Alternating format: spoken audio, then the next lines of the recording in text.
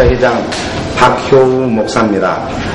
이번 SB48 동성연애죄에 대해서 말씀드리고자 하는데 지금 65만 명이 서명을 해야 되기 때문에 지금 급합니다. 우리 모두 힘을 합해서 이 악한 흑암의 세력을 물리치는데 앞장섰으면 감사하겠습니다. 각 교회들과 모든 목사님들이 협력해 주시면 감사하겠습니다. 감사합니다. 네, 안녕들 하십니까? 저는 크리스찬 뉴스위크 김창호 사장입니다. 요즘 미국 정계에서는 SB48 때문에 우리 동포사회와 특별히 교계와 상당한 그 마찰을 빚고 있는데요.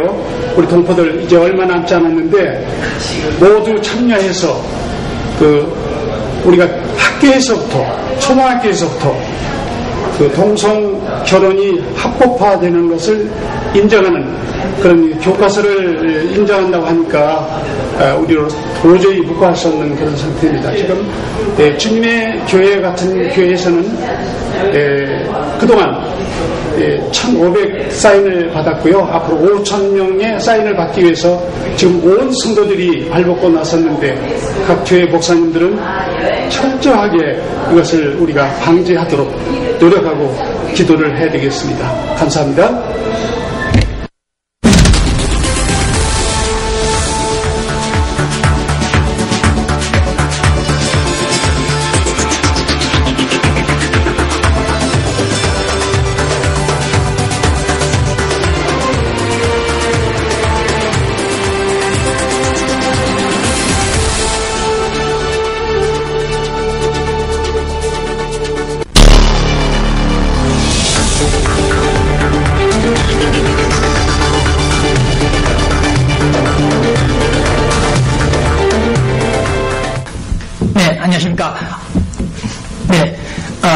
현재 시간 9월 16일 금요일입니다.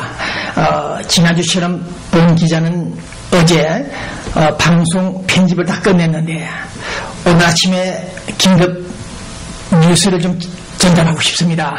네, 어젯밤 12시경 본 기자가 무심코 이 스마트폰을 켰습니다. 한국 뉴스를 보기 위해서. 사건이 터졌습니다. 이 큰일 났습니다. 우리가 설마 했던 사실들이 이제 현실화 극명하게 드러나는 이 시간, 본 기자는 상당히 다급하다는 목소리로 이 말씀을 우리 교민 여러분들에게 전하고 싶습니다. 옛날에 항장엽 씨가, 북한 노동당 비서였던 항장엽 씨가 그런 말을 하긴 했습니다만은 서울이 지금 적화되지는 않았다 하더라도 적화 단계에 있는 북한 공작원들이 장악하고 있는 그런 사실을 충분히 판단할 수 있는 이런 상황이 왔다. 그래서 오늘 본 기자는 이 긴급 뉴스 시간 통해서 우리 교민 여러분들에게 말씀을 드립니다. 첫 번째, 박근혜 전 한나라당 대표가 그 가족들이 있었죠. 네, 조카들 두 사람이 피살됐다, 살해됐다, 피살됐다는 뉴스가 있었습니다. 그 살해범들은 누군지 아직 체포하지 못했습니다만은, 그런 사건이 발생한 이후 어젯밤에는 우리 서울에서 탈북자들이 북한으로 풍선 많이 띄우죠. 비라를, 대북전단지를 많이 뿌립니다. 그 단체가 자유북한운동본부입니다. 이 연합본부팀에 있는 박상학 대표가 테러범에 의해서 독침 맞아 죽을 뻔했던 사건이 어제 발생했고 그 용의자 한 명 체포하여 구속했다고 하는 뉴스가 나와 있습니다. 네, 이런 점을 종합해볼 때 북한에서 남침한 이미 10년, 15년 전에 아리트를 구축한 남조선 공산혁명 아리트에서 활동하는 자들이 대북정책, 남한의 대북정책에 불만을 가졌는지 이제는 노골적으로 공개적으로 정부 요인들이나 반북 세력들을 죽이는 살해하는 사건이 다발로 발생하고 있던 사실을 주목한다는 것입니다. 큰일 났다. 예사로 보고 넘길 일이 아니다는 사실 앞에서 교민 여러분들 어떻게 생각하시겠습니까? 말로만 듣던 북한 공작원들, 암살조들, 요인 암살조들이 이제는 대놓고 정면에서 수도 장안에서 독침을 가지고 다닌다는 사실 앞에서 본 기자는 이 사실을 주목하면서 말씀을 드립니다. 더욱이 어제 그저께 한국에서는 정전 사태가 일어났죠. 정전 불 꺼지는 거, 전기불이 꺼지는 거죠. 있을 수 있는 일입니다. 특히 장마철에 전기 수요가 급증되면 시스템들이 망가지고 중단되는 수가 있겠습니다만은 이번 케이스는 상당히 의문점이 많다. 북한의 소용이 아닌가? 네, 전파 공격이 아닌가? GPS 공격이 아닌가 하는 그런 의문을 갖고 있다는 사실입니다. 여기에 대해서는 전문가들이 학자들이 판단할 일이긴 하지만은 이번 한국전력에서 해명한 내용들을 분석한 결과 어젯밤에 여기서 바로 문제가 있다는 것을 본 기자는 지적합니다. 다시 말해서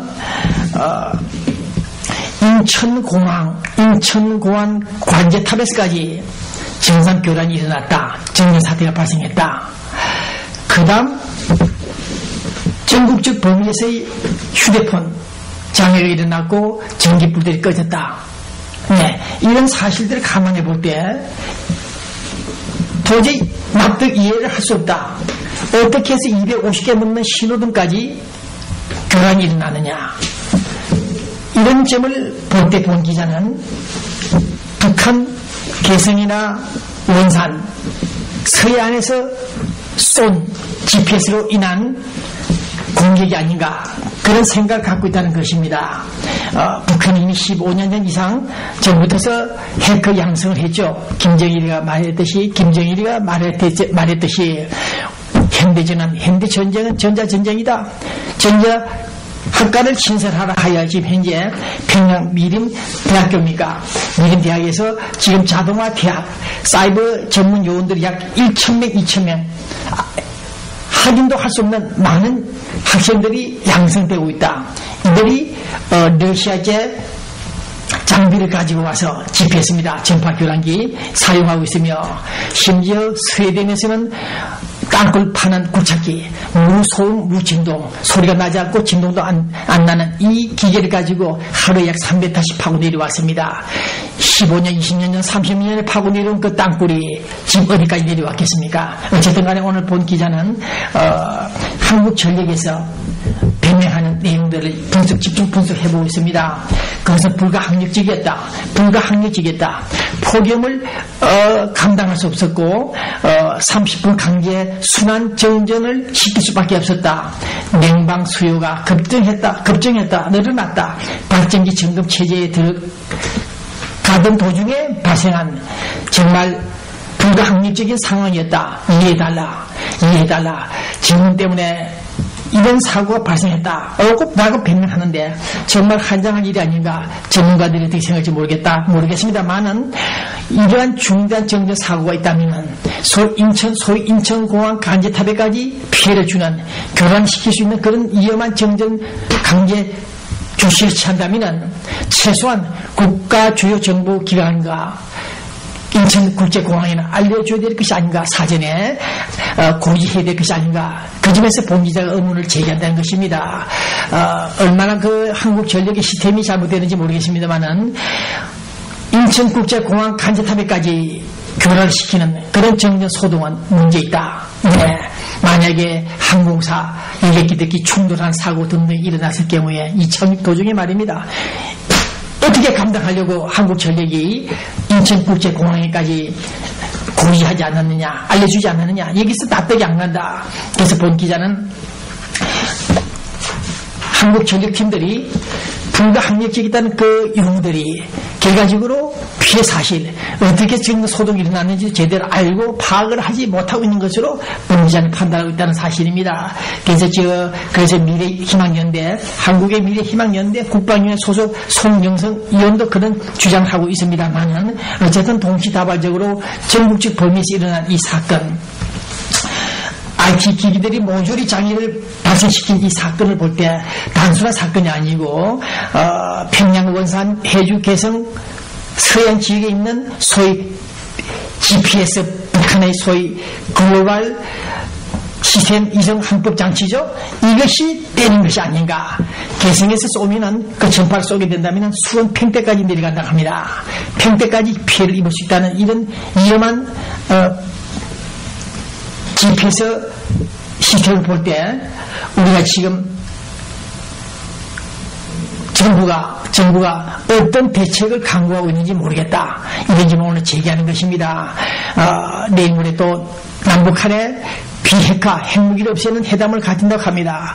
노태우 때 이미 비핵화 선언을 했음에도 불구하고 우리는 또 중요한 핵무기들을 모조리 미국으로 철수시켰는데 이제 2011년 오늘 다시 비핵화 회담을 갖는다는 것 자체도 참 넌센스가 아닌가 그런 생각을 갖고 있습니다. 홍준표 한나라당 대표 거기다 이번에 신임 통일부 장관까지 이제 북한과의 화해를 모색하기 위해서 껌을 던지고 있습니다. 5번 정도 되는 병풍들을 물량들을 보내기 시작했습니다. 저수지까지 공사를 해준다 그랬죠. 홍준표는 이런 어이없는 정말 환장한 일들이 서울 코리에서 일어나고 있습니다. 동족을 수백만 명을 때려 죽인 그 북한 체제를 상대로 다시 한번 시도하려고 하는 이 소위 포용 정책이 할까요? 이런 점들을 볼 때 정말 이들은 미친 정신병자들이 아닌가 그런 생각을 해보고 있습니다. 네, 더욱이 북한의 정보 수집, 입수, 분석한다는 이 국가정보 안에 있는 인간들이 몇몇 인간들이 소위 대북 포용 정책을 추진했던 자들이 아직도 도사리고 있다는 사실, 그런 세력들, 이 자들이 어떤 생각을 하고 있는지, 국민들이 총에 맞아 죽고, 금강산에 쓰러져 죽고, 천안함에서 폭침을 당해 죽고, 연평도 죽어가도 그 원인을 대책을 발표하지 않는 소국가 정부원 이 인간들, 이놈의 인간들이 친북 앞잡이들이 아닌가, 그런 오해를 할 정도의 상황이 있습니다.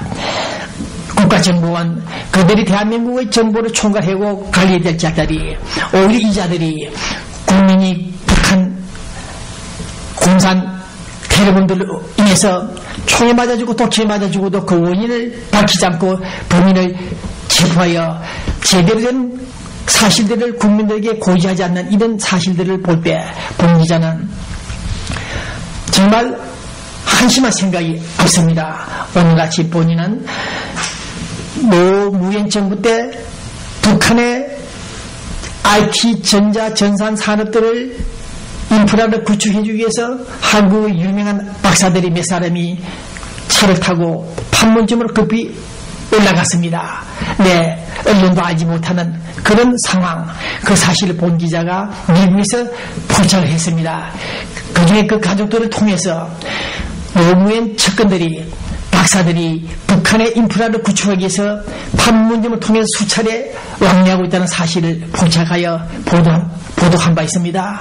그래서 한나라에 있는 당직자들이 이 문제를 국회에서 정식으로 제기하여 전광판을 통해서 통일신문 뉴스를 보도했습니다만은 인용 보도했습니다만은 이와 같은 어처구니없는 사건들이 이제 2011년 오늘 이 시간 우리 대한민국 수도 서울에서 독침에 의해서 공개적으로 노골적으로 죽이고 있다는 사실, 박근혜 조카들은 어떻게 죽었는지, 그 다음 이번에 대북 활동을 하는 사람들 연이어 독침 미수 사건이 발생하고 있다는 사실 등등에서 볼 때 앞으로 대통령 선거, 국회의원 선거를 앞두고 전산망까지 어떻게 교란시킬 것인지 우려되는 이 시간에 딜로스 공격을 통한 이 북한 집단들의 행적을 바라볼 때 상당히 위험한 상황에 직면했다.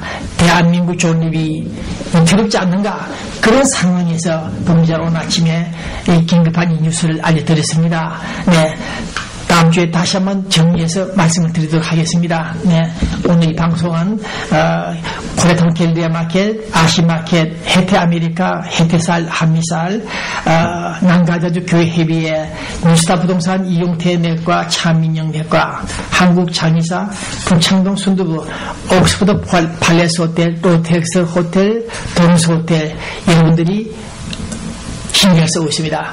자, 본방송 시작하겠습니다.